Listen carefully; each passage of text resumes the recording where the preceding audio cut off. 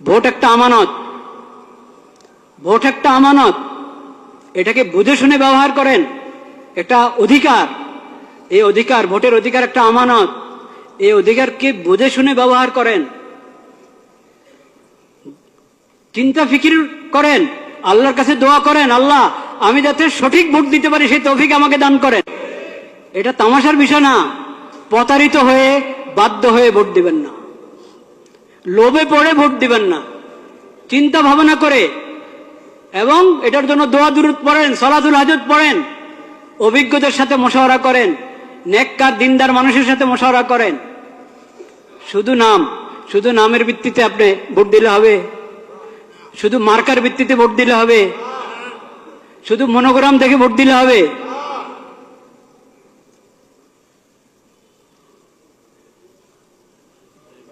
এটা হবে না, চিন্তা ভাবনা করতে হবে। শুধু নাম দিয়ে প্রতারিত হবেন না। ইসলামের নাম ব্যবহার করা হচ্ছে, অনেক দলে ইসলামের নাম ব্যবহার করেছে। তারপর এখন আপনি বলবেন ইসলাম, যেহেতু ওনারা ইসলামের নাম নিয়ে রাজনীতি করছে, ইসলামের নাম নিয়ে ভোটে দাঁড়িয়েছে, নির্বাচন করছে, তাহলে চোখ বন্ধ করে ওদেরকে ভোট দাও। এই কথা বলার সুযোগ নাই, এই কথা বলার সুযোগ নাই। কারণ ইসলামের নাম ব্যবহার করছি আমি, আমার দলের মধ্যে ইসলামের নাম আছে, কিন্তু ইসলাম আসলে কি আমি ইসলাম বাস্তবায়ন করার জন্য মানুষের প্রতিনিধি হতে যাচ্ছি?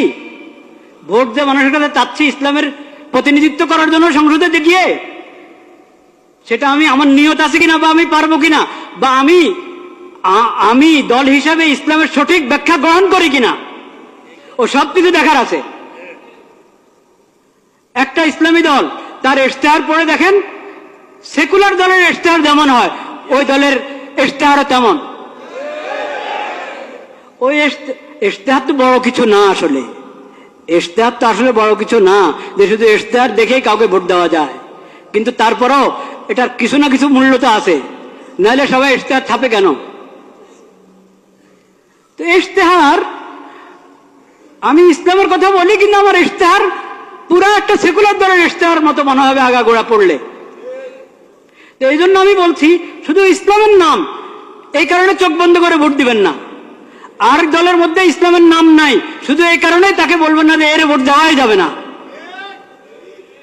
এখানে বিবেচনার অনেক কিছু আছে। এটা তো দুঃখের বিষয় যে আমরা, আমাদের কাছে ইসলামী খেলাফত ব্যবস্থা নাই। ইসলামী খেলাফত ব্যবস্থা কায়েম করার জন্য কেউ উঠে দাঁড়াচ্ছে না। এটা তো দুঃখের বিষয়, কষ্টের বিষয়। সেই কষ্ট তো আছে, সেই ব্যথা আছে, সেজন্য আমরা ব্যথিত। কিন্তু এখন যারা যারা এই মানবিক দেশ, নিরাপদ দেশ এবং মানবিক দেশ গড়ার জন্য যাচ্ছে, তারা মানবতা কি দিয়ে করবে, প্রতিষ্ঠা করবে? নিরাপত্তা কি দিয়ে বাস্তবায়ন করবে?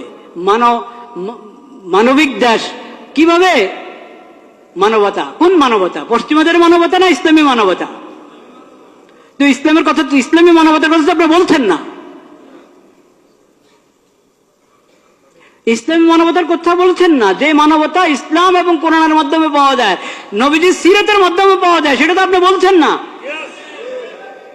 মানবিক বাংলাদেশ, নিরাপদ বাংলাদেশ, এটা যে কোনো সেকুলার দ্বারা বলতে পারে।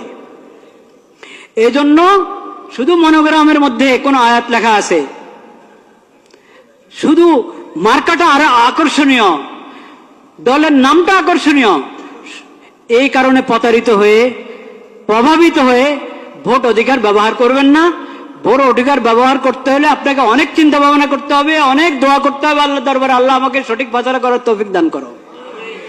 আর বিশেষভাবে আমি আগেও বলেছি এই দোয়া করেন, এবং এখনো বলছি দোয়া করেন। সেই দোয়া হলো, আল্লাহ যার অন্তরে আপনার ভয় নাই, যাদের অন্তরে আপনার ভয় নাই, আখিরাতের হিসাব দেওয়ার চিন্তা নাই, আপনার মাখলুকের প্রতি যাদের অন্তরে দয়া মায়া নাই, আল্লাহ তাদের হাতে দেশের ক্ষমতা দিয়েন না।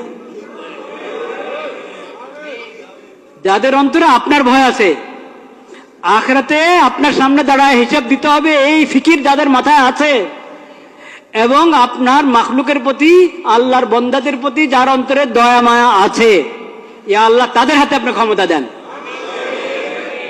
এই দোয়া করতে কোনো সমস্যা আছে?